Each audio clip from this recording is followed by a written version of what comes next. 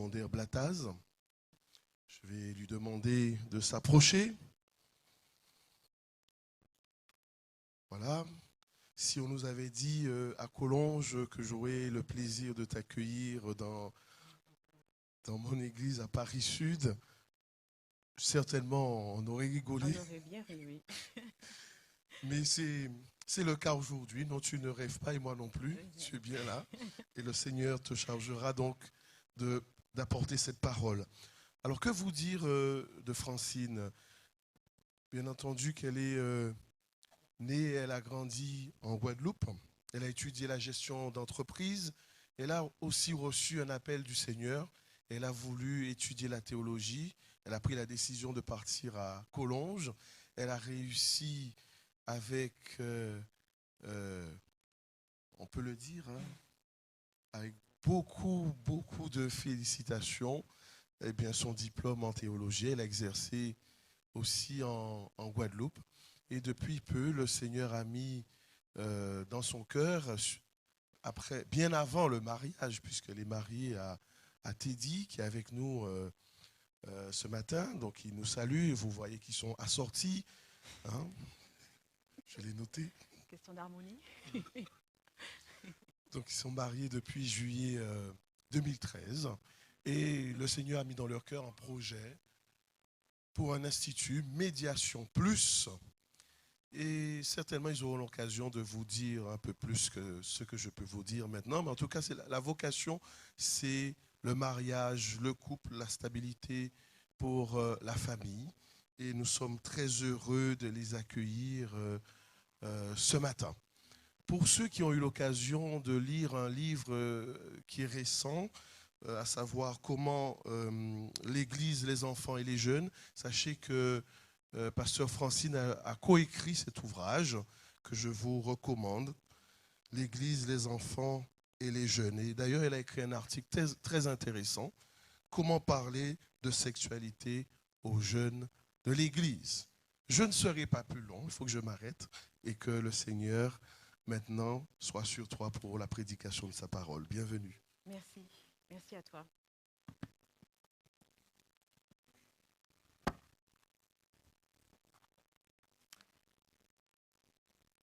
Bonjour.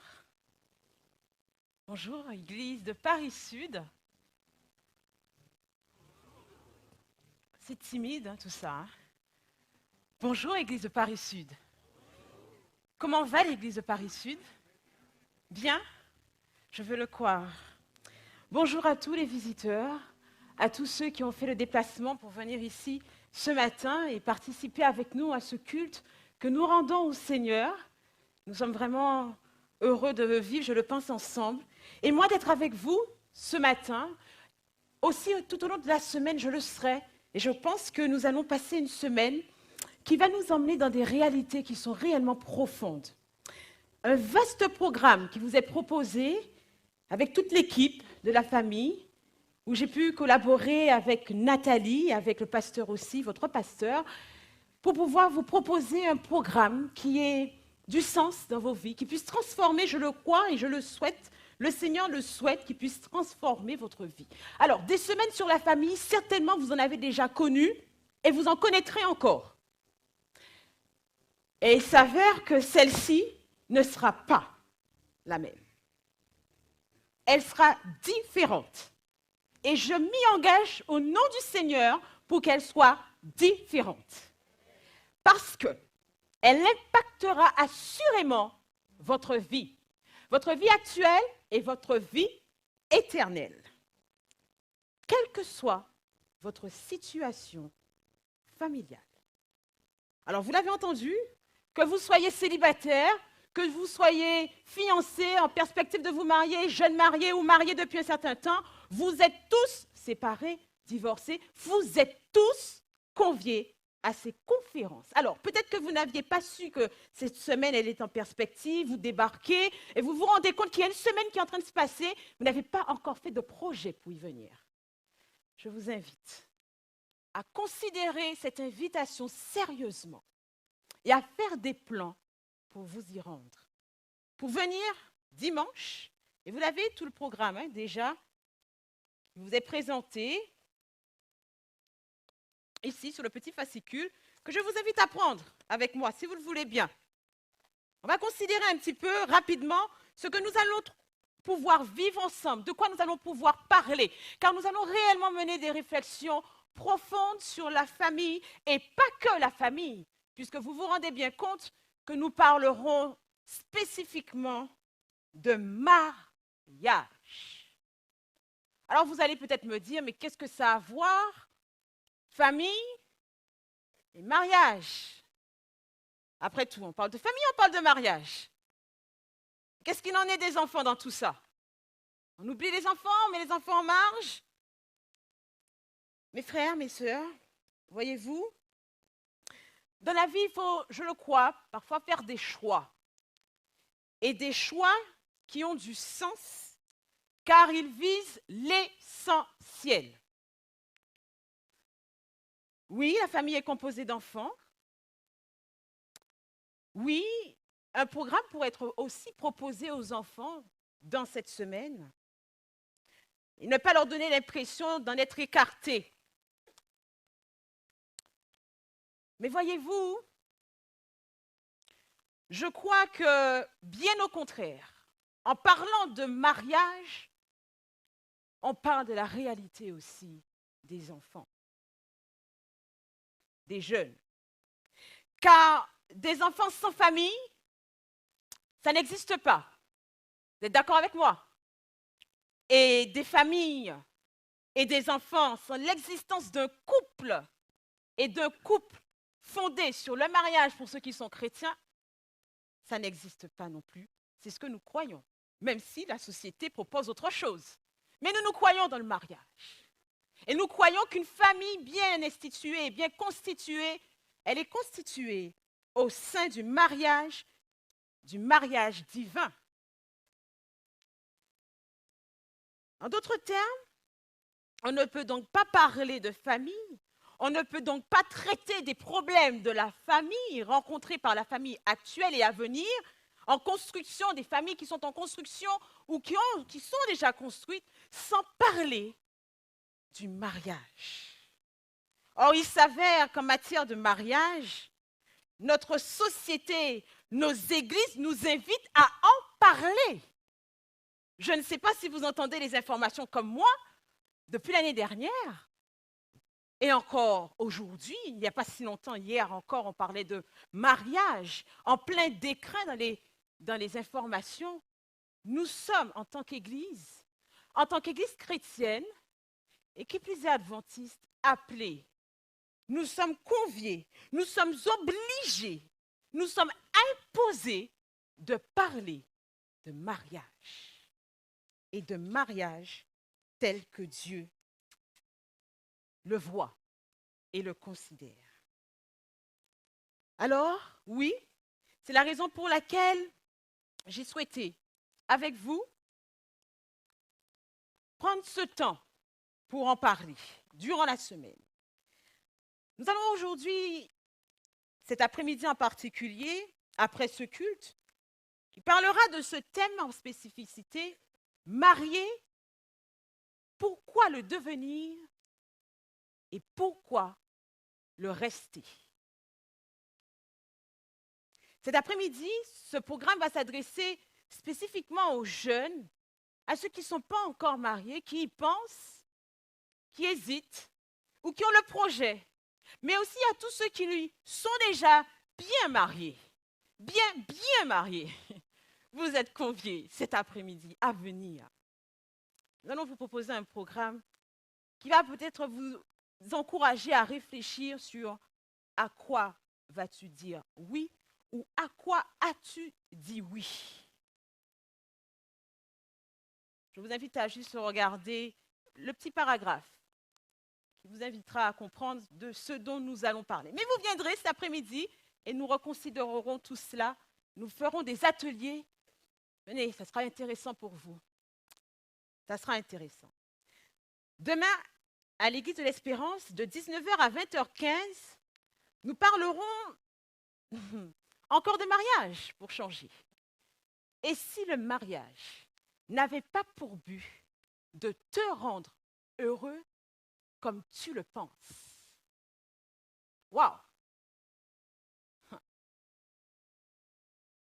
Et si le mariage n'avait pas pour but de te rendre heureux comme tu le penses, tu seras là demain. J'en suis persuadée. Tu seras là. Et je prierai pour cela. Mardi, de 19h aussi à 20h15, nous allons parler des hommes et des femmes au sein du mariage, comme des hommes et des femmes en vue du mariage. Homme, tu seras. Non. Homme, tu seras. Femme, tu resteras. Ce sont des sujets capitaux qu'il nous faudra considérer parce qu'elles impliquent notre engagement spirituel et notre éternité. Que vous dire de plus pour vous encourager à venir? Le mercredi 18 de 19h aussi à 20h, nous parlerons de l'adultère. Quand l'adultère met un adulte en terre. Vous avez suivi, j'entends des rires. Vous avez suivi le jeu de mots. Quand l'adultère met l'adulte en terre. Et l'adultère apparemment n'est pas inconnu dans le monde, dans la société, et encore moins dans l'Église, dans notre Église. Que tu le sois, que tu ne le sois pas, viens à ce programme. Vendredi, c'est juste derrière, nous allons parler de sexualité. Et nous allons en parler comme Dieu en parle. C'est-à-dire,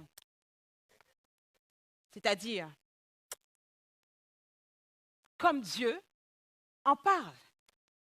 C'est-à-dire, je ne t'en dis pas plus, car je sais que tu seras là. Tu seras là. Et samedi, nous allons nous retrouver ici pour un autre moment d'adoration avec ce thème qui reprend d'ailleurs le titre de notre semaine. N'arrête pas d'y croire, car le meilleur est à venir. Oui, mais pas sans cela. Alors ce cela-là, il va falloir que tu le connaisses, tu le découvres. Tu viendras.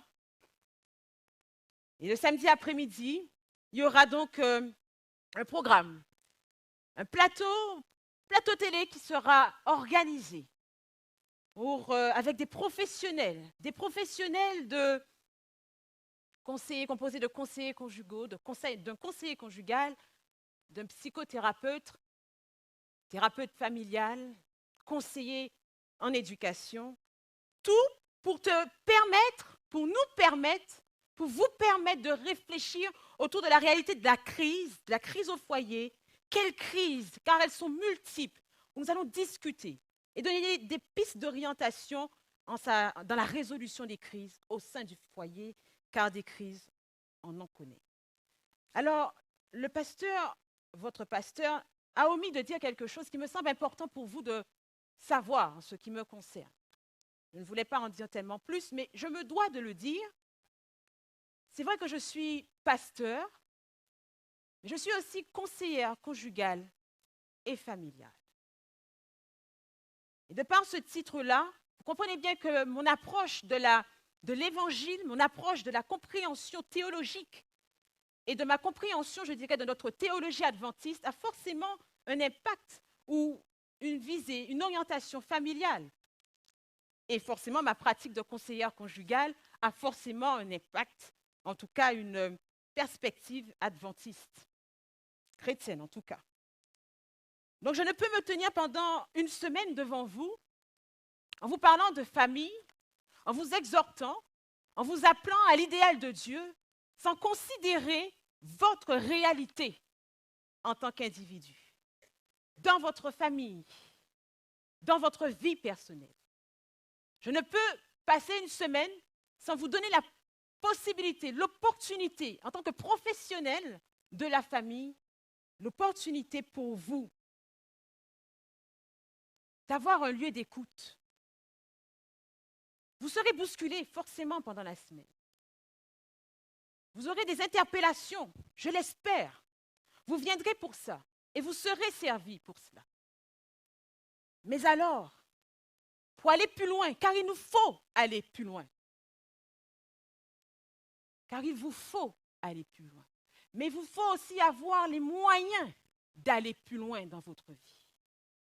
C'est pour cela qu'on mettra à votre disposition toute une équipe, la même du samedi après-midi, qui sera là pour pouvoir vous écouter, pour pouvoir vous entendre sur vos réalités de façon professionnelle. Car nous croyons dans la prière. Je crois dans la puissance de la prière, amen.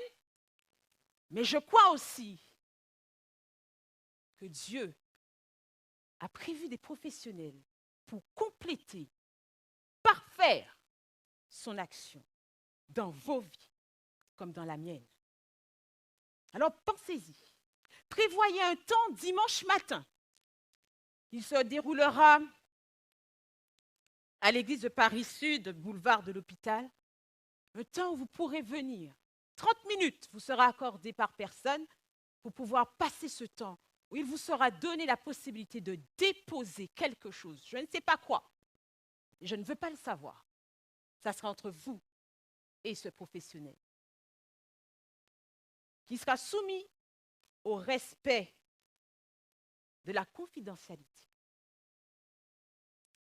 Marié, alors, qu'est-ce qu'on se dit? On est OK? On est OP pour venir cette semaine? Oui? C'est timide tout ça, hein? J'ai l'impression que j'en aurai 2, 3. C'est pas grave, le Seigneur s'en occupe. Le Seigneur s'en occupe. En tout cas, soyez bénis, Église de Paris-Sud. Car le Seigneur vous visite. Le Seigneur est bon. Le Seigneur est bon. Ce matin, marié, pourquoi le devenir et pourquoi le rester? Tel est le sujet de notre première conférence. Et je vous invite à prier avec moi, si vous le voulez bien.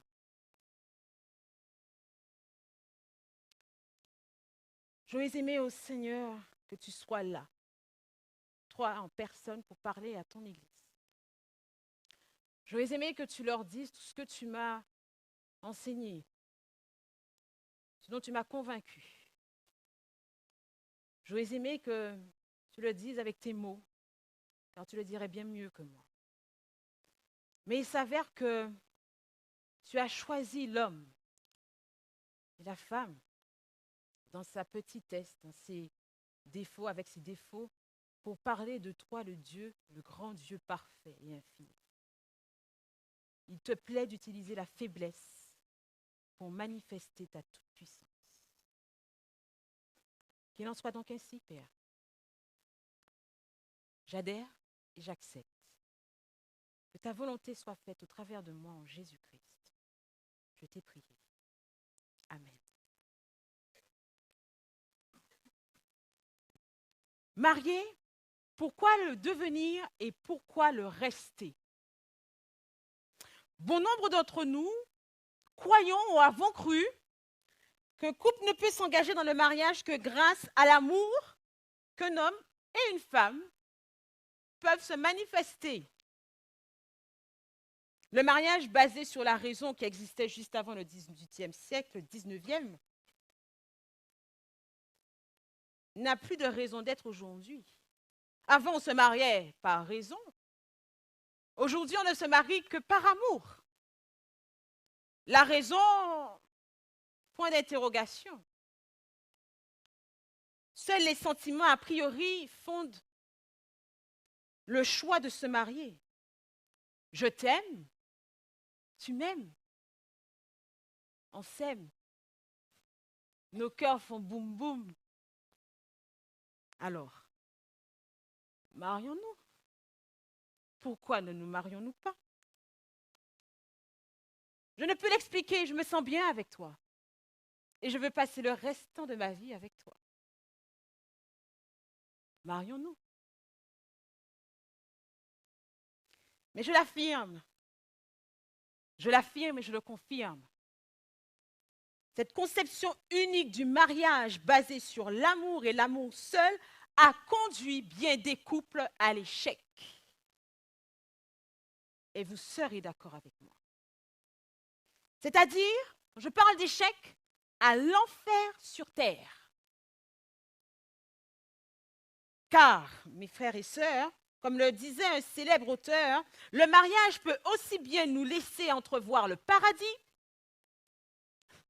que nous donner un aperçu, et juste un aperçu, de ce à quoi peut ressembler l'enfer. L'enfer sur terre. Si vous ne connaissez pas ce que c'est que l'enfer, regardez ou écoutez l'expérience d'une personne ayant fait un mauvais mariage.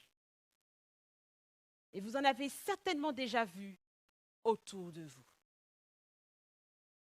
Oui, c'est vrai. Le mariage fait appel à nos idéaux les plus élevés. D'ailleurs, les films, les livres, les chansons nourrissent ces idéaux et nous font rêver d'amour à l'eau fraîche, d'amour à l'eau de rose, l'eau fraîche, d'amour et d'eau fraîche. Et on rêve. Moi, je me rappelle encore, il n'y a pas si longtemps, avant de me marier, moi, je rêvais. Hein.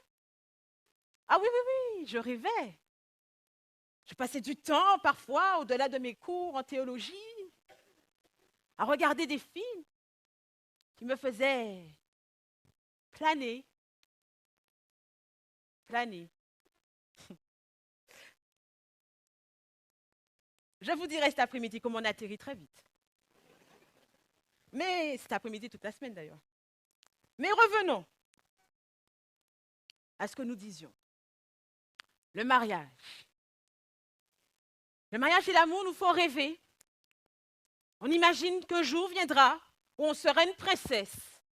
On sera ce prince qui choisira cette princesse, où tout le monde sera là, comme vous l'êtes aujourd'hui, pour pouvoir vivre cette journée, ce jour spécial. Tout le monde en rêve. Et vous avez le droit d'y espérer. Mais le mariage, au risque de vous déplaire, je me dois de vous le dire, le mariage est tout sauf sentimental. Tout sauf sentimental. Pardonnez-moi, célibataire, de vous faire déchanter ce matin. Pardonnez-moi, mais je me dois de vous le dire. Maintenant, dans vos vies, maintenant alors que vous êtes célibataire, de sorte que quand vous choisirez de vous marier, que vous le fassiez en connaissance de cause. Le mariage n'est pas un conte de fées. À ce propos, beaucoup de mariés, d'enfants, de jeunes peuvent dire cela, que ce n'est pas un conte de fées par rapport à ce qu'ils vivent dans le foyer. Ils le savent. Il n'en faut pas beaucoup d'ailleurs pour ceux qui viennent tout juste de se marier pour se rendre compte que ce n'est pas un conte de fées. Généralement, ça ne dure que quelques semaines. Vous riez, mais c'est vrai. Parfois, ce n'est même pas quelques semaines. C'est le jour de la lune de miel, voire même le jour du mariage. Je me rappelle, je fais juste une aparté, je me rappelle d'un ami qui, lorsque je faisais mes études de conseillère conjugale et familiale, se confiait à moi, adventiste, et qui me disait, Francine, tu sais, le jour de mon mariage, j'ai pleuré. Et moi, je lui disais, mais c'est bien que tu aies pleuré. Tu étais heureux. Il me disait, non, Francine. J'ai pleuré car je me suis rendu compte ce jour-là que j'avais fait une erreur. Ce jour-là qu'il avait fait une erreur. Non pas parce que Dieu ne l'avait pas prévenu, mais parce qu'il y avait été malgré les avertissements de Dieu. Par contre, je peux vous assurer, mes frères, mes sœurs, il y a des expressions qu'on ne peut pas utiliser quand on prêche, hein, parce que ça ferait trop... Je peux vous assurer qu'il... Comment je peux dire ça? Qu'il... C'est ce que je voulais dire. Vous accepterez si je vous disais qu'il en a bavé? je peux vous assurer qu'il n'en a pas vu. Lui et ses enfants. Je peux vous assurer qu'il a pleuré dans sa vie de mari. C'est pour ça que je suis là ce matin, pour vous en parler du mariage. C'est pour cela que je serai là cette semaine pour vous parler du mariage. Nous devons en parler. Pour parler de famille et pour parler de Dieu dans la famille.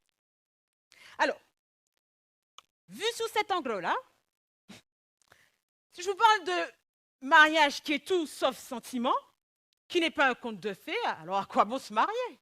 Vous me direz.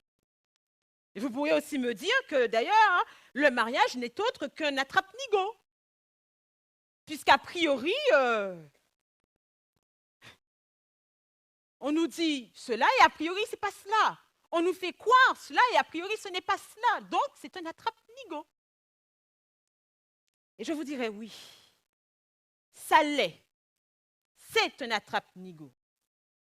Pour toute personne, pour tous ceux et celles qui acceptent de se marier sans prendre le temps de lire le petit astérisque qui se trouve juste à côté du grand mot mariage. Vous n'avez pas compris ce que je vous ai dit.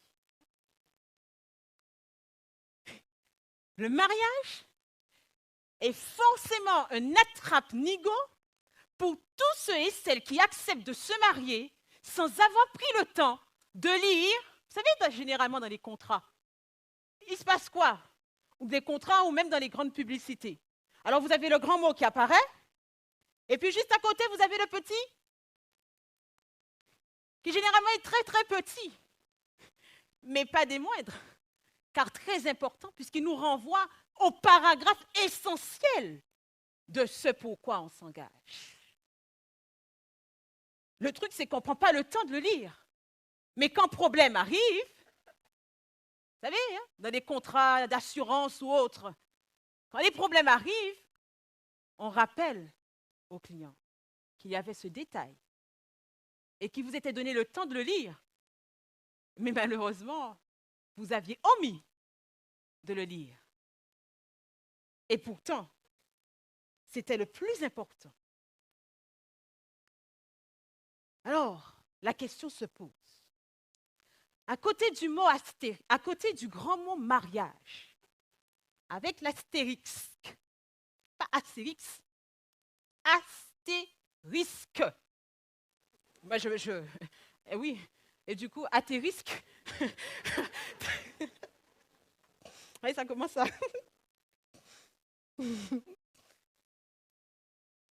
En matière de mariage, finalement, que contient ce paragraphe-là? Qu'est-ce que l'on oublie de considérer ou de dire à ceux qui signent un contrat de mariage?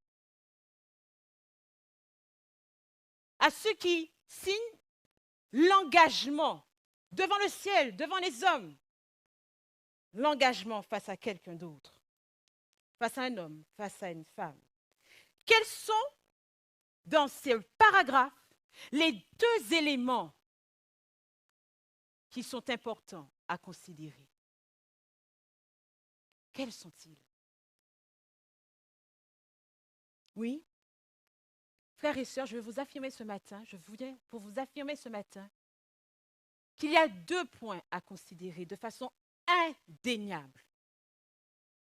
Lorsque vous vous mariez, ou même lorsque vous êtes marié, mais aussi lorsque vous êtes probablement sur le point de vous séparer, ou que vous l'êtes déjà, et encore probablement lorsque vous êtes divorcé, il y a deux points à considérer. Le premier point, pourquoi? Pourquoi le mariage? Vous avez-vous déjà posé cette question? Après tout, pourquoi Dieu a-t-il créé le mariage? Pourquoi? Et puis, la deuxième question, le deuxième point à considérer, pourquoi Dieu a-t-il créé le mariage? Je vous ai posé deux questions. Deux points différents. Pourquoi Dieu a-t-il créé le mariage? Tout homme, toute femme qui s'engage dans le mariage, si vous l'êtes, vous êtes forcément posé cette question-là. Si vous n'êtes pas posé cette question-là, il y a problème. Vous êtes d'accord avec moi? Il y a mal donne quelque part. Et si vous êtes marié, vous devez savoir pourquoi vous êtes marié et pourquoi vous devez rester marié. Pourquoi vous allez vous marier, pourquoi vous êtes marié et pourquoi vous devez rester marié. Ce matin, nous en parlerons. Notre compréhension du mariage doit être une compréhension éminemment biblique, profonde. Sinon, ce n'est pas la peine de parler de mariage. Donc ce matin, je vous parlerai de mariage comme étant l'institut créé par Dieu. Quel que soit ce que la société en a pu faire, ce qui m'intéresse ce matin, c'est de vous parler du mariage tel que Dieu l'a souhaité, tel que Dieu l'a pensé. Tout d'abord, pourquoi le mariage? Et je vous invite pour cela à lire Genèse 1, Genèse 2, le texte de base que nous avions tout à l'heure. Genèse 2.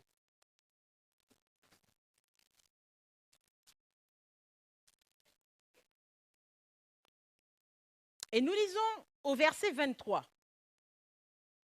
Et l'homme dit, voici cette fois celle qui est os de mes os et chair de ma chair. On l'appellera femme parce qu'elle a été prise de l'homme. C'est pourquoi l'homme quittera son père et sa mère et s'attachera à sa femme et ils deviendront une seule chair. Mes frères et sœurs, lorsque nous abordons la question du pourquoi le mariage, on fait forcément référence aux causes et aux motivations de Dieu de créer le mariage. Le pourquoi. Pourquoi Dieu a-t-il bien voulu mettre en place une telle institution? On est donc en train de se poser la question, qu'est-ce qui a poussé Dieu à le faire? Et si je vous pose la question à savoir pourquoi Dieu a-t-il créé le mariage, vous me répondrez? Pourquoi Dieu a-t-il créé le mariage? Voilà, j'en étais persuadée. Parce qu'il n'est pas bon que l'homme soit seul. À 99,9%, vous posez cette question-là à quelqu'un, un chrétien particulier, adventiste ou autre, et il vous répondra,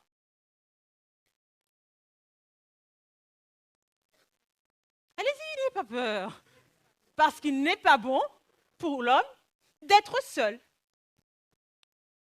Aborder la réponse ainsi, ou la question ainsi, c'est l'aborder de façon éminemment anthropologique, pour ne pas dire égocentrique. L'homme, tout est centré sur l'homme. Parce qu'il est l'homme avec un grand H, hein, on est bien d'accord, hein, messieurs. L'homme avec un grand H. Car il n'est pas bon pour l'homme d'être seul. À ce moment-là, tout est centré sur l'individu, sur l'homme. Mais il y a problème dans ce cas. Il y a problème, mes frères et sœurs. C'est une réponse biblique, je ne peux pas le cacher, je ne peux pas le nier. Ça se trouve dans la Bible. C'est une réponse, ou je pourrais dire une des réponses. Mais ce n'est pas la réponse. La réponse, pour ne pas dire la bonne réponse. C'est une réponse incomplète, une réponse qui manque de clairvoyance de la vérité telle que Dieu nous a révélée. Mes frères et sœurs, pour répondre à cette question, il nous faut revenir à l'essentiel et reconsidérer où a été créé le mariage. Qui peut me dire où a été créé le mariage? Le mariage a été créé en Éden. Dans quel cadre? Dans quel cadre a-t-il été créé? Jardin? Dans le jardin d'Éden. Mais encore, ce jardin d'Éden, il était comment? Magnifique. Magnifique.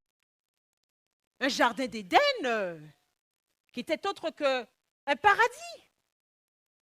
Vous êtes d'accord avec moi? Ça a été le cadre de la création du mariage. Mais dans quel contexte a été créé le mariage? Est-ce que vous pouvez me dire dans quel contexte a été créé le mariage? Le mariage a été créé sans péché, on peut dire ça. Mais j'ai envie d'aller un peu plus loin avec vous, plus haut avec vous. Rappelez-vous, mes frères et sœurs, à quel moment Dieu a-t-il créé l'homme et la femme?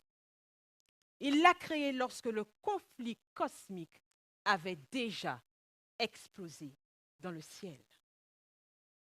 Ça veut donc dire que s'il a créé l'homme et la femme, alors que le conflit cosmique explosait déjà dans le ciel, c'est que le mariage lui-même a été créé dans un contexte de conflit et de guerre réelle.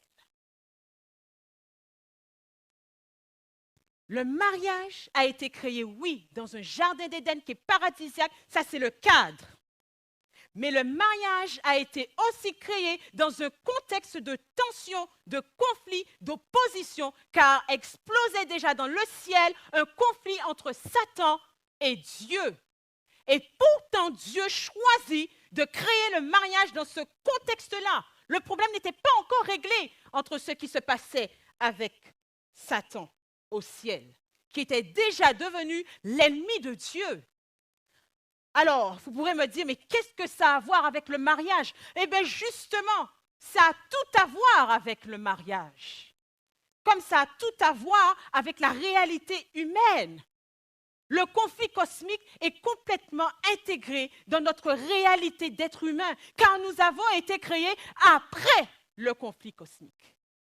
Donc, vous ne pouvez pas parler d'aucune réalité humaine en dehors de cette réalité du conflit cosmique. Ce n'est pas possible. Il nous faut l'injecter, et l'injecter profondément pour pouvoir en détecter le sens profond et la valeur, frères et sœurs.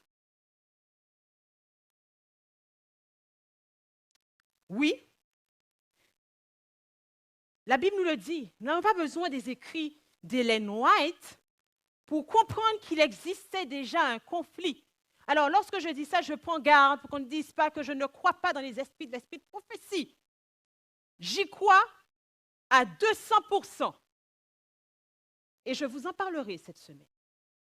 Je pense m'adresser à une église adventiste, à une église qui donne foi à la révélation prophétique de Dieu. J'espère. Et si ce n'est pas encore le cas, j'espère vous emmener à y croire. Car je peux vous assurer que ce sont des lumières extraordinaires qui nous conduisent vers la vérité et la vie éternelle. Nous n'avons pas besoin, je le disais, forcément des écrits d'esprit de prophétie pour se rendre compte qu'il y avait déjà un conflit qui existait. Lorsque la Bible parle du bien et du mal, de l'arbre de la connaissance du bien et du mal, c'est qu'il y avait un mal quelque part qui avait déjà existé auparavant. La Bible parle de serpent, du Satan, alors qu'il était Lucifer, c'est qu'il y avait déjà quelque part un conflit qui a fait de Lucifer un Satan. Mais la Bible aussi nous le dit, et je vous invite à le prendre avec moi, Apocalypse 12, verset 7. Apocalypse 12, verset 7, qui nous dit ceci, que vous connaissez forcément. Apocalypse 12, verset 7. Il y eut guerre dans le ciel. Michel et ses anges combattirent contre le dragon. Et le dragon et ses anges combattirent, mais ils ne furent pas plus forts et leur place ne fut plus trouvée dans le ciel. Il fut précipité, le grand dragon, le serpent, ancien appelé le diable, et Satan, celui qui séduit toute la terre, il fut précipité sur la terre et ses anges furent précipités avec lui. Ainsi, la Bible nous révèle qu'il y avait réellement un conflit qui s'est reporté sur la terre. Il y avait réellement existence du mal, et ça bien avant que la terre ne soit créée. Avec la terre, les hommes, et avec les hommes, le mariage. Mes frères et sœurs, nous sommes des adventistes, et Dieu nous a donné la connaissance de cette réalité du conflit cosmique. Nous sommes la seule Église à présenter cette vérité-là comme cela. Nous sommes la seule Église. Comme aussi la vérité sur le sanctuaire. Pourtant, je m'interroge sur la place qu'a cette vérité dans nos vies. Est-ce qu'il s'agit simplement de parler du conflit cosmique à l'école du sabbat, lorsque ça sort tous les 3-4 ans? Et là où on va parler de façon logique du conflit cosmique? Ou est-ce qu'un jour ou l'autre, cela nous est demandé, à ce que ça soit intégré dans nos vies, dans nos choix, dans nos directives de vie? Parce que nous avons été créés en plein conflit cosmique. Et pour régler le problème du conflit cosmique, mes frères, et en cela, Dieu ne nous prend pas en otage. Pas du tout. Mais ça, nous pourrons en parler une autre fois. Il me faut avancer sur le sujet, car j'ai encore des choses à vous dire. Oui, Dieu crée la race humaine. Il la crée neutre dans ce conflit cosmique. Et il dit une chose: faisons l'homme à notre image et à notre ressemblance. Mais alors pourquoi vouloir créer l'homme à notre image et à notre ressemblance en plein conflit cosmique? Parce que l'image de Dieu avait pris un coup dans ce conflit cosmique. Parce que Satan avait sali l'image de Dieu, de ce Dieu amour, dans ce conflit cosmique. Ainsi donc, quand Dieu crée l'homme, il le dit, il le crée homme et femme. Il ne crée pas simplement l'homme, il crée l'homme et la femme. Et qu'est-ce qu'il va dire à l'homme et la femme? Ce que nous venons de lire. L'homme quittera son père et sa mère et s'attachera à sa femme, et les deux deviendront une seule chair, comme Dieu est un avec Dieu le Fils, Dieu le Saint-Esprit. Ainsi donc, vous comprenez, mes frères, que quand Dieu crée l'homme et la femme, il est en train de créer dans cet univers l'image de ce qu'il est pour le révéler. À qui donc? À qui? À nous? Mais non, puisqu'il nous utilise pour révéler. Ce n'est pas pour nous. Ça ne peut pas être pour nous. Mais à qui donc? Au cosmos, merci. Aux anges, aux démons. C'est bien eux qui ont douté dans ce que Dieu est. Le problème, ce n'est pas nous. En tout cas, au départ, ce n'était pas nous. Le problème, c'était les anges. C'était Satan et les démons qui ont eu une mauvaise vision, et sinon un doute, sur ce que Dieu était. Et Dieu a choisi des hommes, des femmes, et pas n'importe comment. Pas dans une vie de concubinage. Pas dans une vie de débauche sexuelle. Non, non, non. Au sein du mariage, pour pouvoir révéler qui il est. Alors, vous comprenez bien que le mariage n'a rien à voir avec une affaire simplement de boum-boum du cœur. Hein? Enfin, il y a ça, mais... Enfin, un petit peu là. Pas trop là, mais il faut mettre à sa juste place. Vous comprenez bien? J'espère que vous me comprenez. Vous me suivez? Qui ne me suit pas? Qui a du mal à me suivre jusqu'ici? Alors, on prendra des questions. Je crois qu'il y a une boîte qui a été posée pour pouvoir poser les questions. Et oui, posez les questions. Comme ça me permettra de revenir dessus, parce qu'il nous faut comprendre cela. Mais il me faut avancer, vous me pardonnerez. Il me faut avancer. Je reprends ici ce qui me semble important de vous dire. Mes frères et sœurs, l'histoire de l'homme et de la femme, l'histoire de l'humanité ne se résume pas simplement à ce qu'il y ait des hommes qui ont péché parce qu'ils ont mangé du fruit, que finalement Dieu a prévu un plan de rédemption et que finalement il s'agit de croire en Jésus-Christ et puis d'attendre patiemment, mais dans la douleur, le retour de Christ pour aller au ciel pendant l'éternité. Mes frères, c'est vrai, mais ça c'est une portion de la vérité. C'est une portion de la vérité telle que Dieu nous l'a révélée. La réalité est beaucoup plus divinocentrique.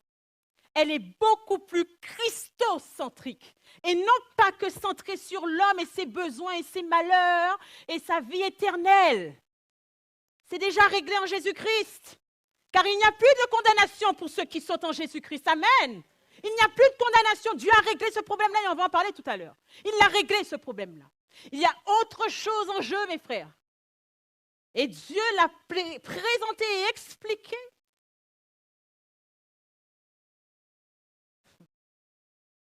À travers de sa parole biblique, mais aussi de sa parole révélée par les écrits de l'esprit de prophétie.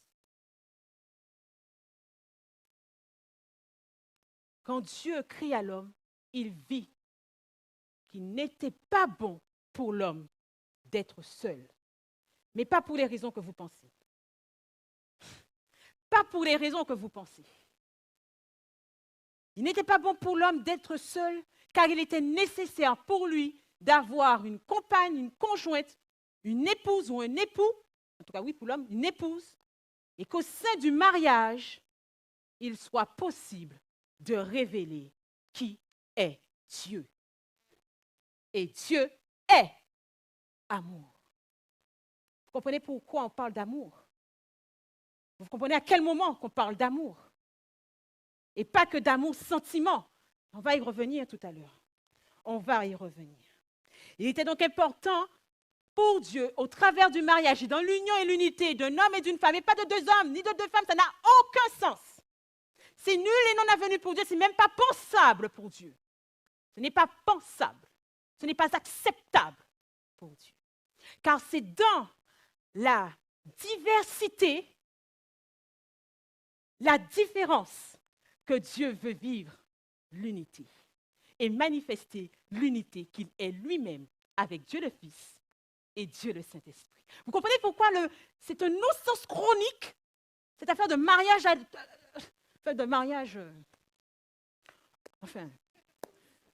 c'est un non-sens chronique, mes frères et sœurs. C'est un non-sens chronique. Dieu les créa hommes et femmes. Il sait pourquoi. Et nous en reparlerons vendredi lorsque nous parlerons de sexualité telle que Dieu le voit. Vous serez là vendredi, j'en suis persuadée. Donc, retenons ceci pour cette première étape. Pourquoi Dieu a-t-il créé le mariage? Pourquoi choisiras-tu? Ou as-tu choisi, même si tu ne l'as pas su, pourquoi as-tu choisi le mariage? Le mariage pour pouvoir révéler qui est Dieu dans cet univers, non pas sur cette terre, mais dans l'univers, aux anges et aux démons qui ont douté sur qui était Dieu. Et donc, il fallait mettre une lumière là-dessus. Et nous étions des porteurs de lumière, non pas des lumières, mais des porteurs de lumière. Et on ne pouvait pas le faire seul, ni toi, seule femme, ni toi, homme, seul, mais c'est en couple et au sein du mariage, et nulle part d'autre, dans aucun autre cadre, qu'il était prévu pour Dieu, dans son idéal, d'instituer le mariage et de révéler son. Première étape, garde ça en tête, garde ça dans ton cœur, car c'est un sujet de salut pour toi. Alors maintenant, on passe à la deuxième phase. Pourquoi Dieu a-t-il choisi le mariage, de créer le mariage? Pourquoi? Lorsqu'on aborde la question du pourquoi, vous remarquez bien que j'insiste sur le pourquoi et pourquoi. C'est deux écritures différentes. L'objectif visé par Dieu,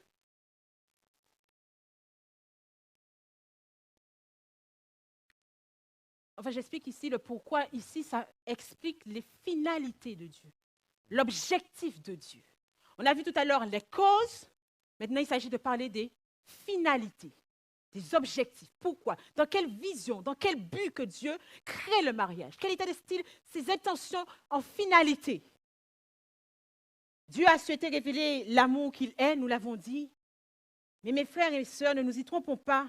Ne nous laissons pas duper par le mensonge de ce monde et par nos propres sophismes. L'amour n'est pas un sentiment. Je peux vous dire que l'amour n'est pas un sentiment et je pense que toutes les personnes qui sont mariées peuvent vous dire que l'amour n'est pas un sentiment. L'amour est un principe. L'amour est un choix. L'amour est un style de vie. L'amour est une décision. L'objectif de Dieu a été de se révéler. Or, Dieu est amour, mes frères. On l'a dit. Mais l'amour, pas n'importe quel amour, pas l'amour éros. Dieu est l'amour agapé. Donc, quand Dieu nous convie à pouvoir le révéler, il nous invite, au travers du mariage, à révéler quoi d'autre? Quoi donc? L'agapé. Or, l'agapé n'est pas un sentiment. L'agapé est un style de vie, un choix, un principe que l'on retrouve dans 1 Corinthiens 13. L'amour pardonne tout. L'amour supporte tout. L'amour excuse tout. L'amour croit tout. Ça, c'est ce que Dieu est. Mais l'amour aussi, mes frères, c'est le don de soi. Il y a plus de bonheur à donner qu'à recevoir. C'est au sein du mariage que Dieu a souhaité que cela soit révélé. Pas simplement de le parler, mais de l'expérimenter. Le don de soi. L'amour est service. L'amour qui est Dieu, que nous devons révéler au sein du mariage, est service. Or, il n'y a pas meilleur endroit que dans le mariage pour servir l'autre, son autre. L'essentiel n'est pas ma volonté, mais ta volonté, disait Jésus. L'amour est l'esprit de sacrifice. Il n'y a pas plus grand amour que de donner sa vie à ses amis. L'abnégation aussi.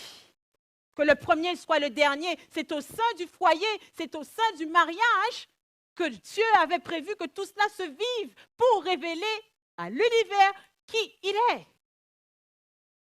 Ce n'est pas dans une vie simplement célibataire. Généralement, on est bien quand on est célibataire.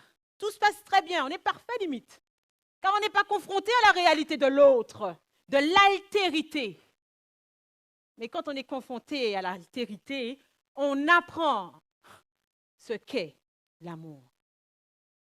Et pas l'amour éros, je le répète, l'amour agapé. L'abnégation, que le premier soit le dernier. L'humilité, dans l'idée de ne pas faire quoi que ce soit par esprit de parti, mais dans l'idée de pouvoir glorifier l'autre. Mes frères et sœurs, tel était l'objectif de Dieu, l'objectif initial en créant l'homme, en créant le mariage. Il était de pouvoir le faire afin qu'il puisse avoir l'image de Dieu, représenter, impacter l'image de Dieu dans ce monde et en même temps de manifester cette image de façon concrète au travers d'une vie d'amour et d'agapé. Alors, tout cela a été dit, c'est bien, c'est beau, c'est gentil. Mais il s'avère qu'il y a eu un échec quelque part. Vous êtes d'accord avec moi? Il y a bien eu un échec quelque part. Quand Dieu créa Adam, c'est tout cela qu'il a vu, c'est toute cette espérance qu'il a posée sur Adam. Mais il s'avère qu'Adam et Ève ont littéralement échoué dans le projet. Dans le projet de Dieu de révéler ce qu'il était, de manifester l'amour, ils ont de préféré vivre l'indépendance à Dieu, de penser à soi et à rien que soi, de chercher leur propre intérêt, Adam a eu peur de perdre Ève. Alors beaucoup disent que oui, Adam a péché parce qu'il aimait Ève. Ah bon? Il aimait Ève? Non. Il avait peur de perdre Ève, chair de ma chair. Vous voyez? Os de mes os. Il avait peur de perdre Ève. Vous comprenez? Enfin, c'est une proposition de lecture que je vous propose de ce texte-là, qui n'est pas dénoué de sens d'ailleurs. Alors, qu'on ne me parle pas d'amour d'Adam, mais qu'on me parle d'amour propre pour lui, oui. Et c'est en cela aussi qu'il a péché. Comme d'Ève de vouloir vivre l'indépendance. L'indépendance à Dieu et l'indépendance face à son époux. Créant la scission. Alors qu'ils étaient appelés à vivre l'unité. Vous voyez que déjà là, on est dans un gros problème. Ils ont cherché à être au-dessus de l'autre, sinon au-dessus de Dieu. Et ils ont cherché à se servir eux-mêmes au détriment de l'autre, au détriment de Dieu. Ce fut un échec cuisant pour Dieu. Et j'aime beaucoup les écrits d'Ellen White qui expliquent et qui nous met en scène la tristesse de Dieu lorsqu'il s'est rendu compte de l'échec de l'humanité, de l'homme et de la femme.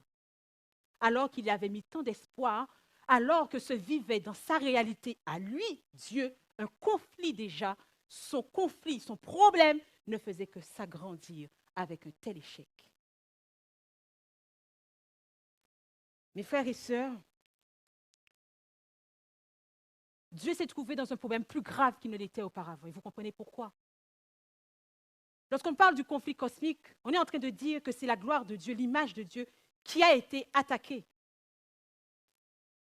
Lorsqu'on parle de conflit cosmique, on a parlé aussi, on évoque forcément la loi de Dieu qui a été attaquée. Lorsqu'on parle de conflit cosmique, on parle d'anges qui se sont détachés de Dieu, qui ont connu un doute face à Dieu.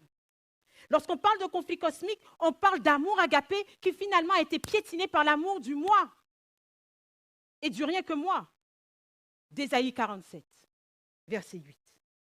Mais lorsqu'on parle ici de la chute d'Adam et Ève, on est en train de dire qu'en bonus, Dieu a dû hériter encore de cet échec-là, car il comptait sur ces deux-là pour pouvoir régler son problème du conflit cosmique à travers du mariage. Or, maintenant, ils sont eux-mêmes en problème. Alors Dieu va créer, mettre en place un plan de sauvetage. Merci. Et moi, j'aime ce Dieu-là. Car Dieu est un Dieu qui n'abandonne pas, mes frères. Amen. Dieu est un Dieu qui persiste et qui croit et qui signe, mes frères. Oh oui, il ne capitule pas devant l'échec. Sa parole demeure. Oui, le Seigneur va régler le problème primordial en vue de régler tous les autres. Et le problème primordial, je vous l'ai dit tout à l'heure, la condamnation d'Adam et Ève va être réglée à la croix en Jésus-Christ. Car il avait dit, le jour où tu en mangeras, tu mourras d'une mort certaine. Ainsi donc, avant de régler son problème du mariage qui continue et son problème du conflit cosmique qui continue, Dieu se devait de régler le problème d'Adam et Ève, en l'occurrence leur salut. Car il ne peut pas fonctionner avec des morts. C'est avec des vivants. Et nous sommes vivants en Jésus-Christ. Amen. Et pas vivants simplement de la chair, mais nous sommes vivants de l'éternité de Dieu. Donc, il n'y a plus de condamnation. Tout est réglé à ce niveau-là. Mais rien n'est encore réglé en ce qui concerne le conflit cosmique et en ce qui concerne la réalité du mariage dans le conflit cosmique. Et à ce sujet, Dieu continue à y croire. Il va donc charger son Fils de pouvoir nous glorifier, de pouvoir nous sortir de tout cela, de sorte que nous soyons disposés à pouvoir nous engager dans cette réalité de l'innocentement de Dieu dans ce conflit cosmique par le mariage. Mes frères et sœurs, Le challenge de Dieu est grand. Le défi de Dieu est grand. Alors pour des humains comme nous dirions, mais c'est juste impossible. Car rappelez-vous, mes frères, si Dieu nous a sauvés du péché, si Dieu nous a sauvés de la condamnation du péché, nous continuons à vivre quand même dans le péché, sinon nous serions déjà au ciel. Ça veut donc dire que Dieu se lance le défi, que malgré la condition physique, mais aussi d'action de pécheur, il soit possible, parce qu'il croit en Jésus-Christ, de pouvoir révéler qui il est au travers du mariage.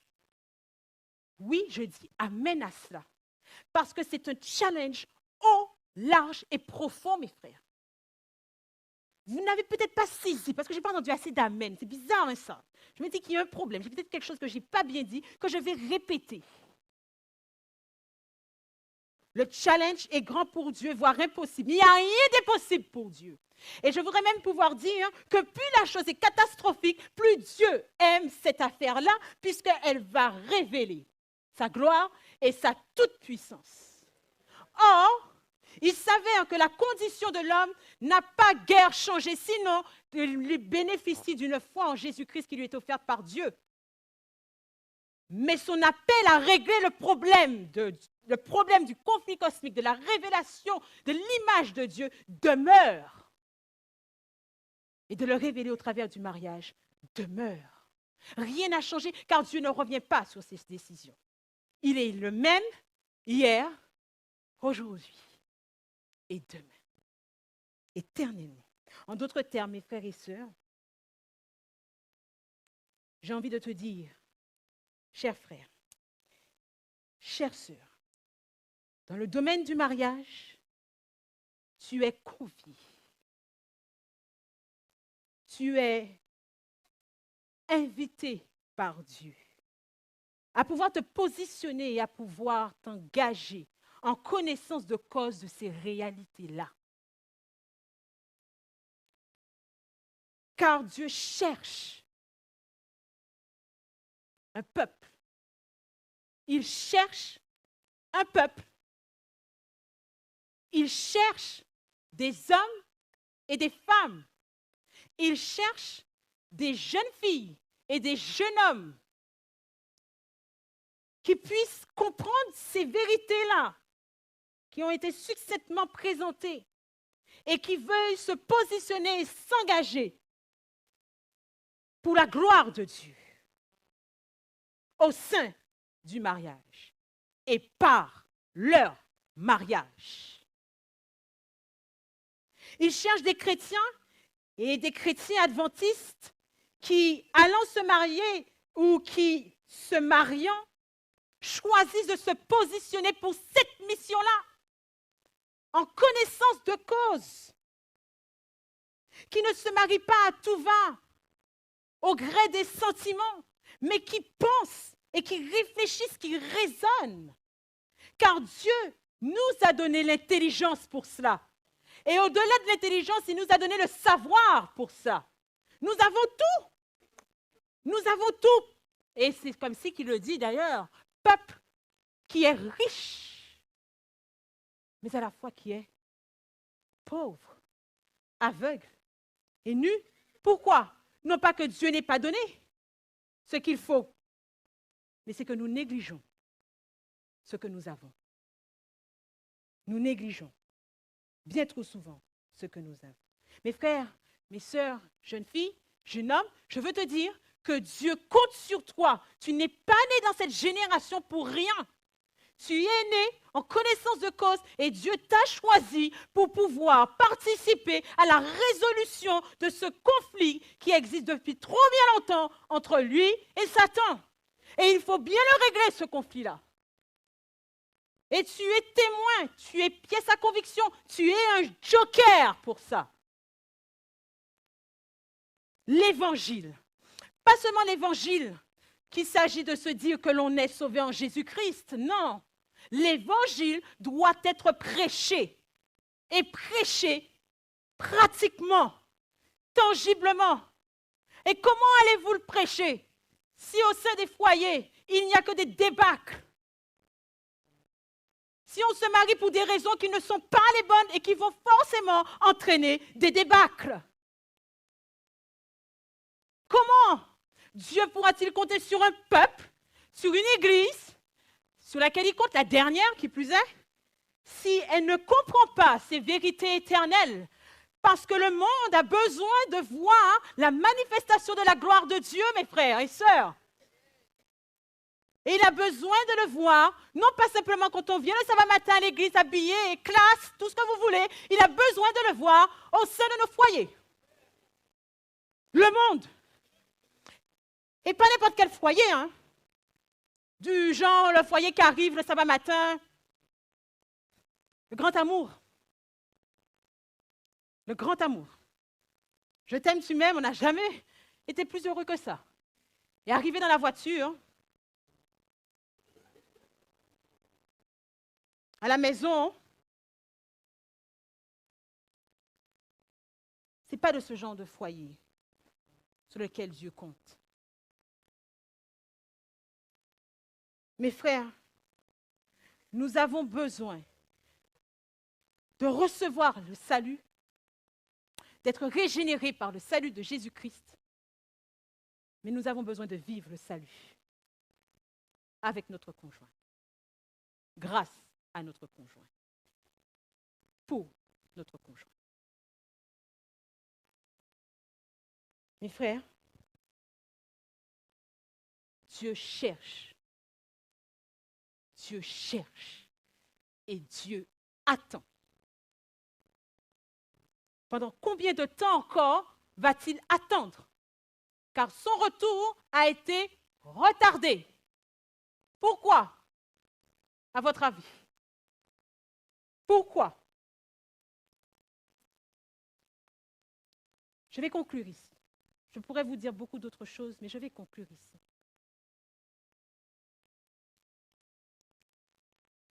50% des mariages au sein de la société française aboutissent à un divorce. 50%. Si vous avez 100 mariages, vous aurez 50 divorces de prévus et de réels. Ça, c'est en France. Dans l'Église adventiste, 42% des mariages aboutissent à un divorce. Qu'est-ce que j'ai dit? 42% des mariages aboutissent à un divorce. Oui, mes frères. Et là, je vous parle de ce qui a abouti à un divorce.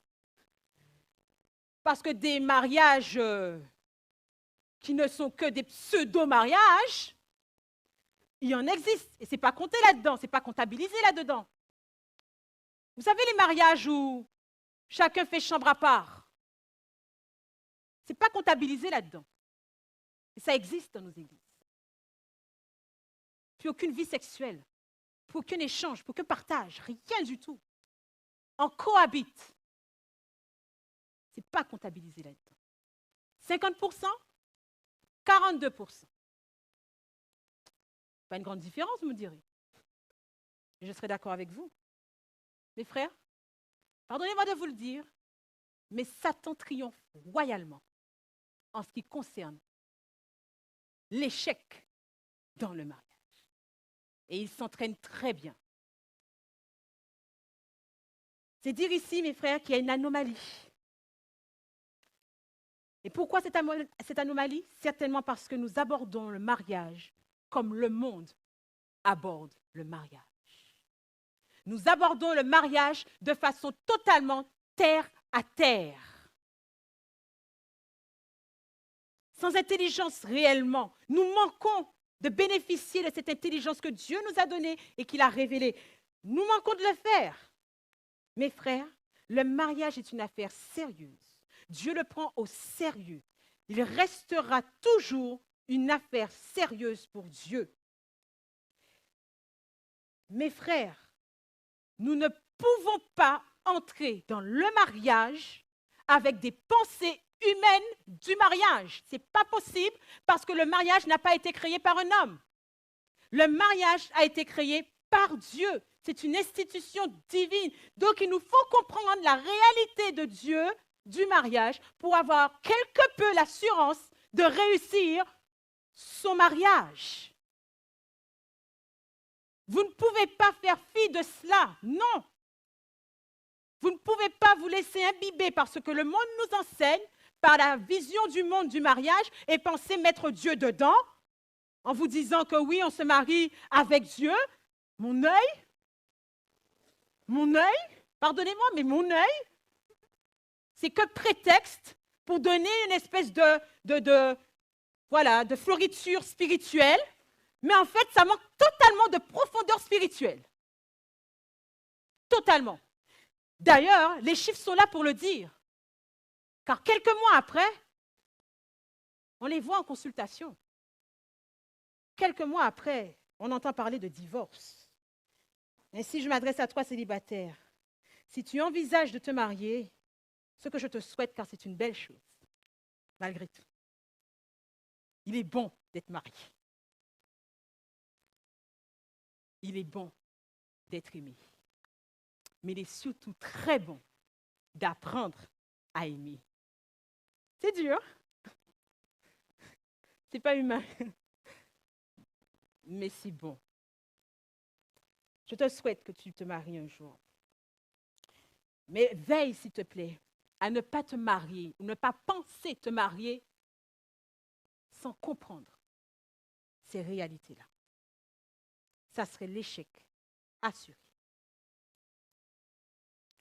Marié, toi qui es marié, si tu évolues dans ton mariage sans ces objectifs dont j'ai parlé, alors oui, je peux comprendre que ton mariage soit un enfer.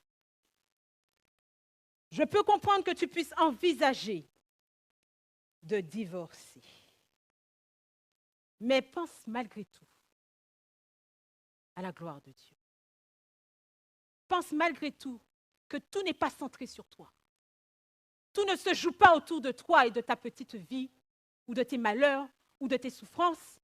Il y a un Dieu qui te regarde et qui espère en toi, qui compte sur toi, qui compte sur vous et votre couple.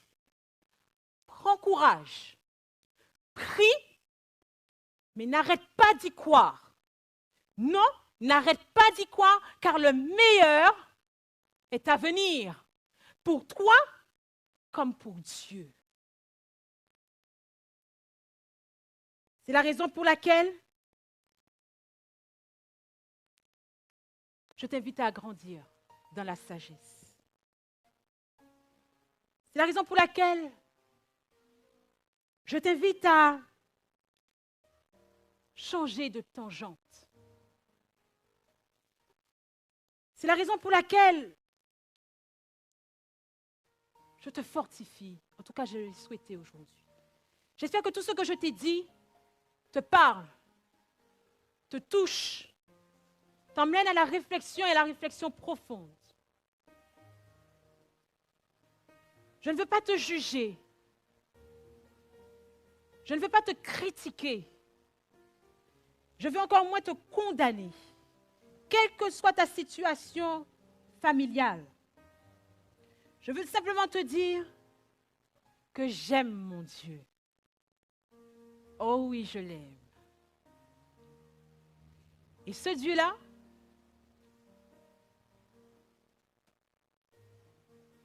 il a cru en moi. Il a cru que j'étais, dans ma faiblesse, capable, avec un homme tout aussi faible que moi, car pécheurs tous deux, il a cru que nous pourrions ensemble, dans une vie de pardon, de foi, que nous pourrions réparer les brèches qui ont été faites à son institution, le mariage. Il a cru que j'aurais pu être réparatrice de brèches. Il a cru en cela. Et je crois que s'il a cru en cela, pour moi, c'est qu'il l'a cru. Et il le croit aussi pour toi. Retiens ceci. De tout ce que j'aurais dit aujourd'hui, s'il y a quelque chose que tu peux garder, c'est cela. Quoi que tu fasses, quoi que vous fassiez, que vous mangiez, que vous buviez, que vous fassiez quoi qu'autre chose, et en l'occurrence que vous vous mariez, que vous ayez l'intention de vous marier, oh, faites tout pour la gloire de Dieu. Parce qu'il en vaut la peine. Parce qu'il en vaut la peine, notre Seigneur Dieu. Il a besoin de nous. Puisse Dieu vous bénir. Puisse Dieu bénir son peuple qu'il aime, qu'il chérit et qui guide nos pas vers le chemin de la vérité, de la vie et de la vie éternelle. Amen. Nous allons prendre ensemble ce chant-thème. Je voudrais rappeler qu'il a été composé par l'époux de celle qui vient d'intervenir, Francine Teddy. Nous allons chanter toutes les strophes de ce refrain et nous allons nous mettre debout.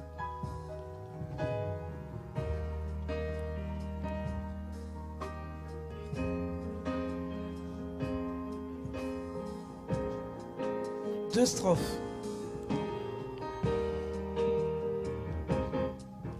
Ton foyer est fragilisé, le qu'on te fait s'est dissipé, mais ton Dieu peut tout arranger, ta famille l'a fondée. Pour vous il a tant de projets, d'amour, d'espérance et de paix. Le premier, l'éternité, votre place est réservée. Tu as un futur glorieux, car tu es l'enfant de Dieu. En délaissant tes propres passions, tu as choisi la bonne direction. Pourquoi donc pas persévérer, puisqu'il marche à tes côtés? Alors souviens-toi dans les jours à venir, le meilleur est à venir. Tu ne veux plus croire en l'amour qui t'a joué bien plus d'un tour. Tu veux suivre ta propre voie et laisser tomber ta foi. Bien que tu en doutes parfois, Dieu sait ce qu'il y a de mieux pour toi. Il connaît la voie du bonheur, laisse-le guider ton cœur. Tu as un futur glorieux, tu as un futur, car tu es l'enfant de Dieu. Car tu es l'enfant de Dieu. En délaissant tes propres passions, tu as choisi la bonne direction. Persévère, car il est à tes côtés. Puisqu'il marche à tes côtés. Alors souviens-toi dans les jours à venir, le meilleur est à venir. On reprend le refrain. Tu as un futur glorieux, car tu es l'enfant de Dieu. En délaissant tes propres passions, tu as choisi la bonne direction. Pourquoi ne pas persévérer, car tu marches à tes côtés? Alors souviens-toi dans les jours à venir, le meilleur est à venir.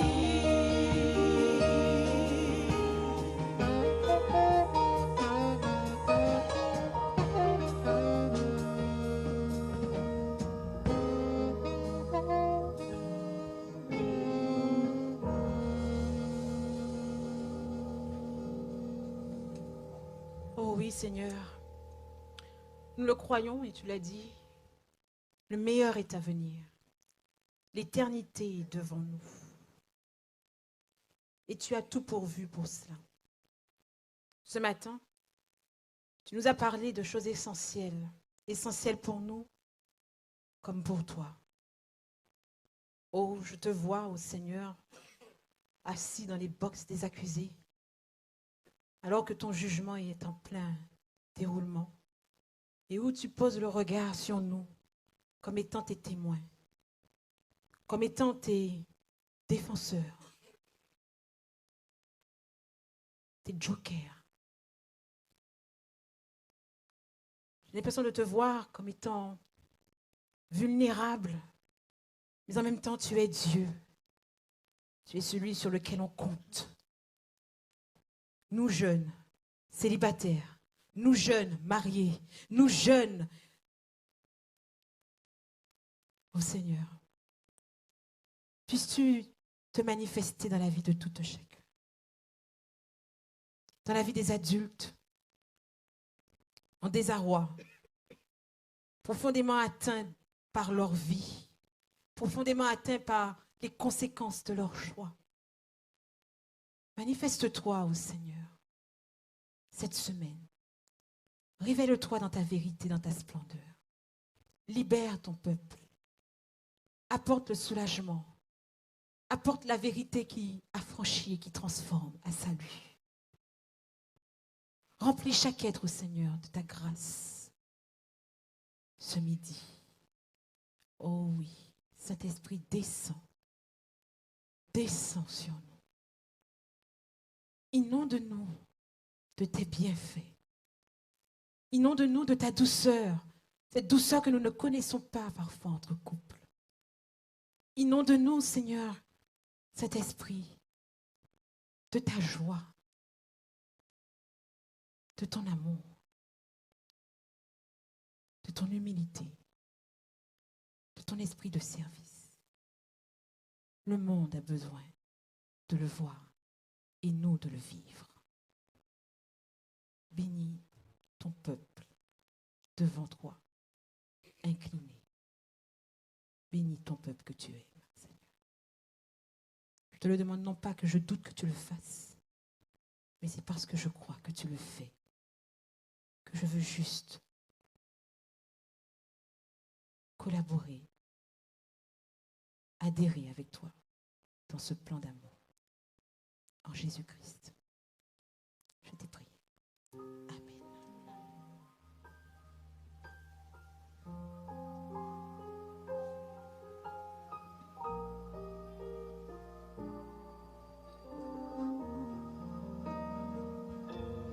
Que sa paix soit sur nous jusqu'à son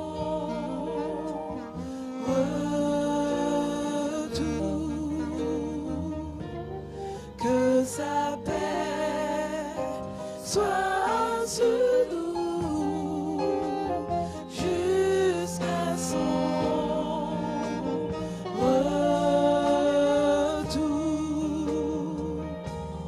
En attendant d'être au ciel,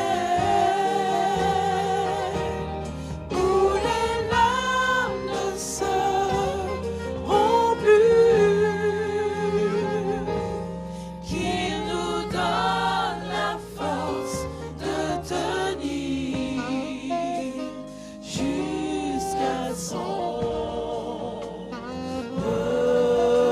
retour, jusqu'à son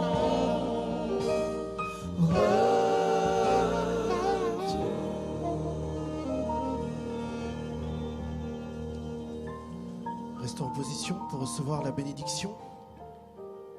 La bénédiction que Dieu veut accorder à la famille que forme Paris Sud. Au reste, frères, soyez dans la joie. Perfectionnez-vous. Consolez-vous. Ayez un même sentiment. Vivez en paix. Et le Dieu d'amour et de paix sera avec vous.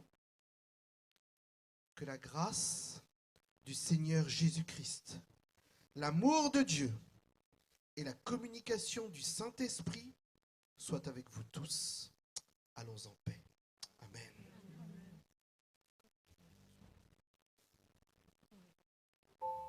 Vous pouvez vous asseoir et rester dans le recueillement en attendant que les diacres puissent vous diriger vers la sortie. Nous vous attendons à 15h, ici même, pour la suite du programme sur la famille. Nous vous souhaitons à tous un excellent sabbat.